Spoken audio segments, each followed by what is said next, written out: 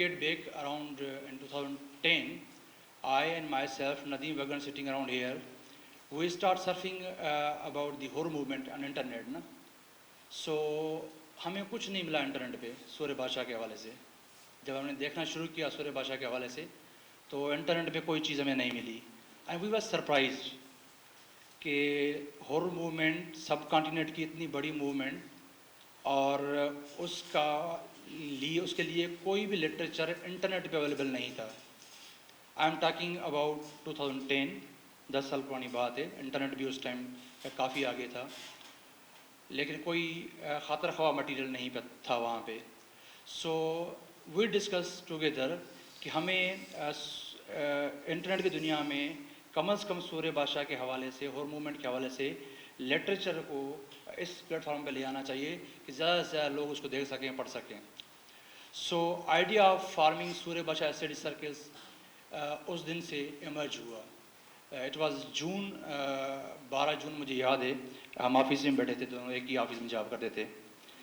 सो वहाँ से हमने डिस्कशन शुरू किया कि हम ऐसा प्लेटफॉर्म दें जहाँ से लोगों को 2-3 किस्म की अपॉर्चुनिटी मिल सकें. एक कि एक सोशल प्लेटफॉर्म बनाए लोगों के लिए जहाँ मुख्तलिफ रिसर्चर आपस में इंटरेक्ट कर सकें इस टॉपिक के अराउंड. और दूसरा जो हमारा जो की इंटरेस्ट था वो ये था कि जो भी अवेलेबल लिटरेचर अवेलेबल है इस वक्त मार्केट में, सिंधी, उर्दू और English, so at least we should have that literature available for everyone ना. सो कुछ मैगज़ीन, कुछ बुक्स, कुछ ऑरल हिस्ट्री, कुछ ऑडियो डॉक्यूमेंट्रीज़ जो मुख्तलिफ लोगों ने अपने अपने एफर्ट से बनाई थी, वो लिमिटेड लोगों तक रह गई थी. सो हमने ये सोचा कि कम से कम ये सब लोगों तक पहुँचे.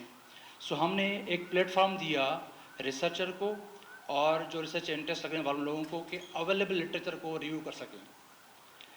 जो सेकंड हमारा इंटरेस्ट था इस सूर्य भाषा स्टडी सर्कल बनाने का, वो ये था कि हम रिसर्चर को इनकरेज करें. बहुत से लोग इस तरह की मूवमेंट को स्टडी करना चाहते हैं कि लिटरेचर ना होने की वजह से वो फिर आगे नहीं बढ़ पाते. सो जब लिटरेचर एक प्लेटफॉर्म पे अवेलेबल होगा तो रिसर्चर भी इंटरेस्ट अपना बढ़ाएगा. जब रिसर्चर का इंटरेस्ट बढ़ाएगा तो फील्ड में जाएगा. जब फील्ड में जाएगा स्टडी करेगा और उस फील्ड के अंदर ज़्यादा से ज़्यादा आपके पास इंफॉर्मेशन आएगी. सो हमने एक ब्रिजिंग का रोल प्ले किया इस फोरम ने कि लिटरेचर जो अवेलेबल है उसको ले आएँ मार्केट में, रिसर्चर को इनकरेज करें और रिसर्चर को और रिसर्च फील्ड को आपस में कनेक्ट करें.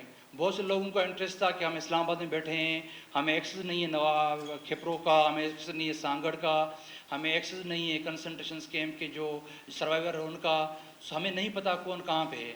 सो हमने सूर्य भाषा स्टडी सर्कल ने एक ब्रिजिंग का रोल प्ले किया जो मुख्तलिफ यूनिवर्सिटी में लोग थे उनके बीच में और जो रिसर्च की फील्ड है उसके बीच में. सो ये हमारा जो है ना वो फोर्थ ऑब्जेक्टिव था इस फोरम का.